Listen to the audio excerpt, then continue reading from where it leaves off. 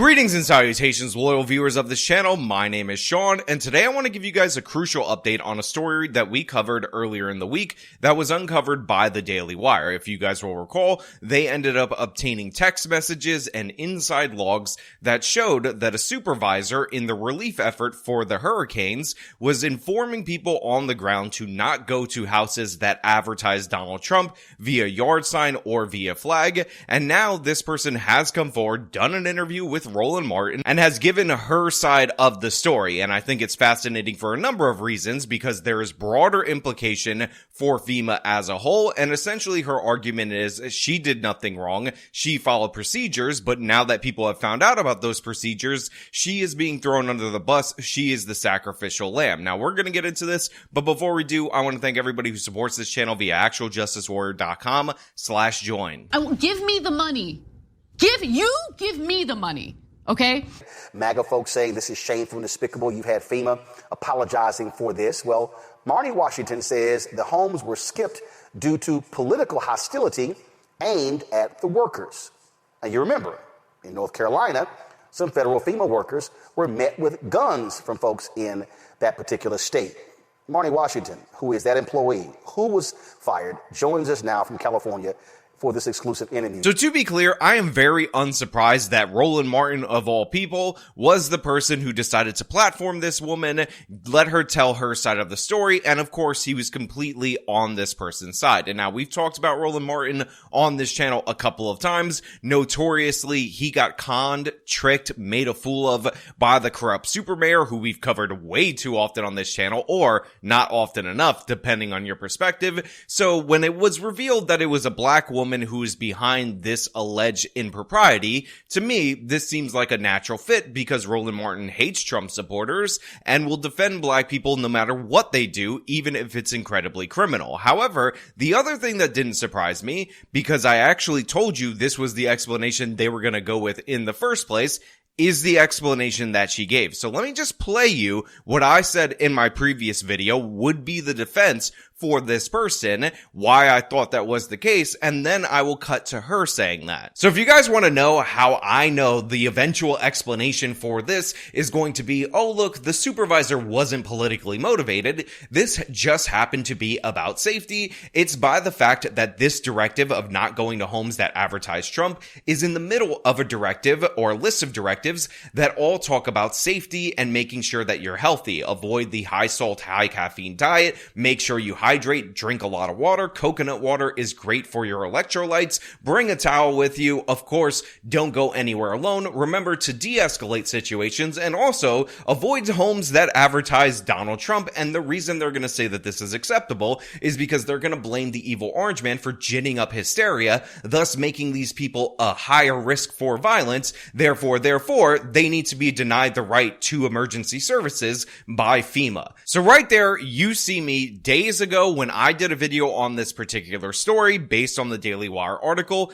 predicting what the response would be to the criticism when the backlash got to such a point that either FEMA or this person on her own needed to respond to it. And it is exactly as predicted, not surprising at all whatsoever, and you can hear her make those very same points. They all alleged that these actions were made on my own recognizances and that it was for my own political advances. However, if you look at the record, there is what we call a community trend. And unfortunately, it just so happened that the political hostility that was encountered by my team, and I was on two different teams during this deployment, they just so happened to have the Trump campaign signage. FEMA always preaches avoidance first and then de-escalation. So this is not isolated. This is a colossal event of avoidance, not just in the state of Florida, but you will find avoidance in the Carolinas. Senior leadership will lie to you and tell you that they do not know. But if you ask the DSA crew leads and specialists what they are experiencing in the field, they will tell you. Demand for FEMA to give you those incident reports. Now look, the reason I knew this from the jump, the reason I understood this clearly, was the fact that the message was in a group of messages labeled best practices, and they all seem to be concerned with the safety of the employees. So there is a directive in FEMA, either coming from the supervisor or a more broad directive, that warns them of hostility hostilities, and those hostilities apparently come from the Trump supporters. And in fact, she goes into this in detail, explaining how if they have a bad reaction from one or two people that have Trump signs on the property, they will abandon the street that they're surveying on, whether they have the signs or not, and then put it in the records that this is something that they need to avoid going forward. And this apparently is what happened in this particular scenario, according to this person, although she doesn't seem to have any specific examples or specific incidents that she can prove at the ready right now, even though she's calling for that. You said, which of these did I violate? You said, I did not vote for Kamala. I'm nonpartisan. FEMA did not give me fairness. They violated their own values. They know homes are being skipped due to political hostile encounters. So when you say you didn't vote for Vice President Kamala Harris, did you not vote at all in this election? Correct. And so I didn't even have an opportunity to vote at all in this election due to the amount of deployment requests and the high demand of help that is needed with FEMA. So, okay. So you normally do vote. You simply didn't vote in this election. Correct. Okay. So let's go through this. And again, they say you skipped the homes. And so when you talk about the incident reports, have you released those publicly? Have you released the report saying this is where I notified FEMA executives of these particular homes and how they were hostile to our workers?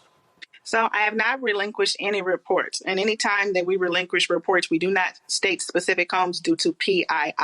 What we do is we discuss community trends. Now, look, the consequences in this particular case have actually been very severe for Marnie Washington. She was not only eventually fired after being removed earlier in the week from FEMA, she was also fired from a job that she has in the private sector that has nothing to do with her role at FEMA at all whatsoever. In fact, she has until November 30th to find a new job, figure out what she's going to do about her benefits, because according to the message that she received that is shown to us during this Roland Martin interview, that is when her benefits expire. So not only were you fired from FEMA, go to my iPad, your civilian, so your other job with Avanath, you've been fired from that job too.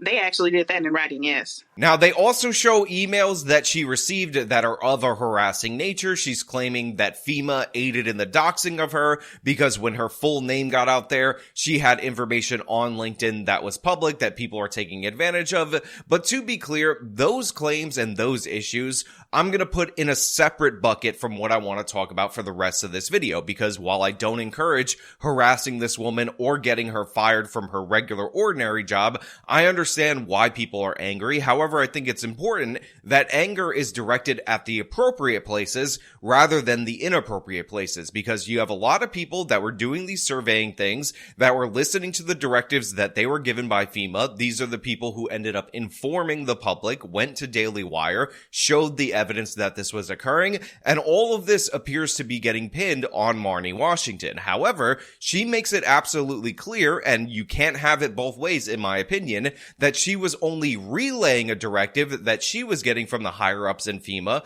and this is a standard procedure, and they in fact look out for signs of negative behavior against FEMA as an organization, relay that to their staffs, because again, they consider this to be a safety issue, not for the people that are suffering the consequences of severe weather events or hurricanes or earthquakes or whatever, but for the employees, but for the surveyors, but for the people that are on the ground meant to encounter these individuals. And she actually gives a good example of something that I didn't even know existed, but apparently has made the rounds on FEMA, which is essentially if you paint trees purple in and around an area, that is a substitute in a lot of places for a trespassers will be shot sign. So they relay that information again from the top through the supervisors to the on the ground people, and that is what they use in order to assess danger when approaching certain sites. So you talked about hostility. This was a text message that you sent us where one of the folks out there said, "Good morning, LeGros Road is politically hostile. We are not canvassing this street any further. Moved on to North Lakeview Road. Great decision. Thanks for the update." Exactly. So my senior leadership was aware of the amount of encounters that was going on in the field. Again, this was my second time and a second crew in Florida and experiencing unwelcomed behavior from the residents. Now, not all Floridians have been unpleasant, but for the most part, the ones that are very passionate about their disdain for FEMA, they have no problem expressing it. So walk us through this. You also sent us this, and it says how it works. Purple paint marks. Property owners can paint vertical lines of purple paint on trees or posts along the perimeter of their property. It said why it's important for safety, clear boundaries, avoiding accidents. The purple paint clearly communicates that entry onto the land is prohibited without permission, reducing the risk of trespassing-related confrontations. So explain to us what this means, what this is. It means they can shoot you. If they don't have the sign up that says that they will shoot you, purple rocks and painting of trees means that you are likely to be shot. Now look, Marnie says she didn't even vote for Kamala Harris and all that stuff, but here is the main question that I want to ask you guys. If Marnie Washington was merely relaying information to the on-the-ground people about potential dangers that she was hearing about from her higher-ups, then who is actually responsible for this bad policy? Is it good policy even? Is it that the Trumpers are so angry about the hurricane that they're such a danger that they don't deserve help? Or is it a situation where this is far more widespread than the Marnie Washington incident? Far more people were affected than the 20 houses that were talked about in the Daily Wire article, and this woman is getting an inordinate amount of blame from FEMA, from the federal government, in order to shift the attention away from their broader policy, which was to label Trump supporters dangerous and not render aid, not give them the assistance, which, by the way, these people going and surveying damage and talking to people, they're the ones that inform people about the benefits that they qualify for, that they're supposed to apply for, and this ended up ultimately putting the Trump people behind the 8 ball. Now, I also want to add that this woman claims to be apolitical. She says she didn't vote for Kamala Harris, which I don't know if I believe, if I'm being perfectly honest, but nobody has yet to bring up any of these social media posts about how the evil orange man is evil and orange and therefore Hitler. So we don't really have anything to go on to assess a political motivation behind this, although there might be other people that we're not hearing about that are throwing her under the bus that do have political motivation. FEMA is very well aware of the incidents that take place, not just with my crew, but with all of the crews in the state that's declared.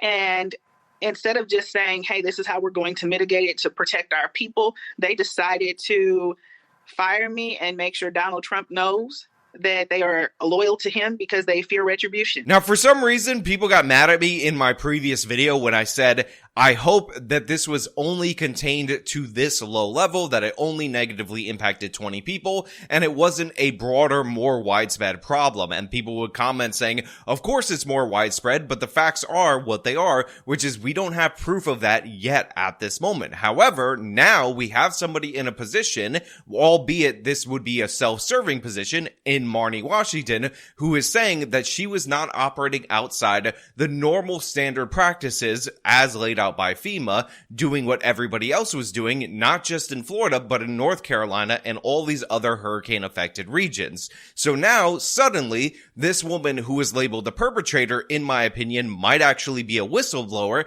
and she's already suffered the consequences of being fired and being labeled the guilty party pending a FEMA investigation. However, they fired her before the investigation, and they put her on leave before, because they fired her over this outrage, obviously. But the facts are what they are. They haven't really given her the full notice as of right now on why she was fired. And I would like to see that, because the federal government has these kind of processes when they hire and fire people, and they should be able to explain what she did and if it was different in detail. And I think we have to examine that report. We have to see what is presented, because in reality, what could be going on here is that she got caught. Her text messages got leaked because she had all these different volunteers that were aiding in the surveying of these properties, but these messages came from the top. That's what was delivered to her. That's what's being spread out through all these different various regions, not just this one red area that the Daily Wire covered. I'm actually going to do something that you guys are going to find shocking in a moment, which is recommend that you guys listen to the whole 30-minute interview of Marnie Washington on Roland Martin's show, because it is fascinating to hear her side of the story, and I think it is only fair to hear her side of the story. So, again, if I'm on a street and it has 20 homes, and there are 8 homes on that street with Trump signs, and my team has faced hostility from 3 of the homes that have signs, what happens next? I inform my TFL, my direct report, hey, we're again experiencing hostile encounters. We're moving on to another street. We're not canvassing those homes. So, again, go ahead. I'm sorry. Go ahead. I'm sorry.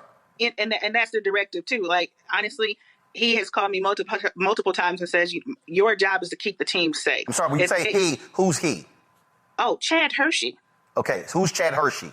The TFL, my assigned TFL for this deployment. So Chad Hershey has told you what? That if your team is uncomfortable and they do not feel safe, do not go to those homes. Go and canvass the other homes. Your job is to keep these people safe. They need to be able to go back home safe. But after you listen to that interview, after you get her assessment of events, you look at the Daily Wire article, you watch my previous video, you watch this video, I want you guys to explain to me what you think should happen in this scenario. Is this something where everybody in the chain of command needs to suffer consequences? So Marnie Washington, wherever presumably she got those orders, and all the other supervisors in equivalent positions that ended up relaying those orders to the people on the ground? Or do you think that this is a situation where she is exposing the people that are above her, the broader agency corruption, therefore we shouldn't go so hard on her just because of the way the original Daily Wire article ended up painting her, and we should focus on the institutionalized bias that may have been revealed in FEMA? Or, and again, to be perfectly fair, this is an argument that is being put forward, are you going to make the case that yes, the Trump supporters were animated by anger, thinking FEMA was against them, so having this caution, not going to those houses, was justified under the premise that you were keeping the FEMA employees, the FEMA volunteers safe? You could take any position, just explain it in a respectful way in the comments. I'd love to read it, but as for now, that's all I really have for you guys today. If you like the video, show them by leaving a like, subscribe for more content, follow me on the social medias, support me via the support links in the description of this video. This has been me talking about the FEMA controversy becoming even more controversial. Till next time.